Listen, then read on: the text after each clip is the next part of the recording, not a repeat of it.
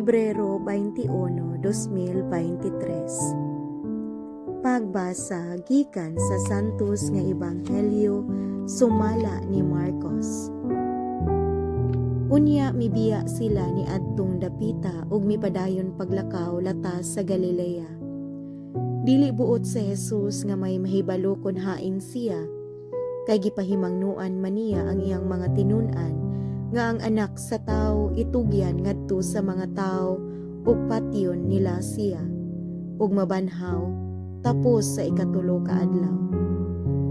Wala sila makasabot kung unsay kahulugan sa iyang giingon kanila, apan nahadlok silang mangutana kaniya.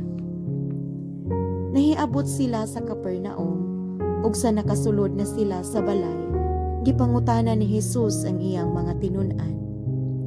Unsa may inyong gilalisan didto sa dalan? Apan wala sila motubag, kay naglalis man sila kung kinsay labing dako kanila. Unya milingkod si Jesus ug iyang gipaduol sila ug giingnan.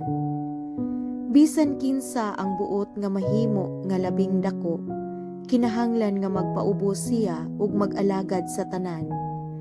Unya gikuha niya ang usa ka bata ug iyang gipatindog sa ilang atubangan. Ug iyang gikugos ang bata ug miingon siya kanila. Ang mudawat sa usa ka bata nga ingon niini sa akong ngalan, mudawat usab kanako. Ug ang mudawat kanako, wala mudawat kanako lamang, kundili kaniya usab nga nagsugo kanako. Ang Ebanghelyo sa Ginoo. Daigon ko ikaw, O Kristo.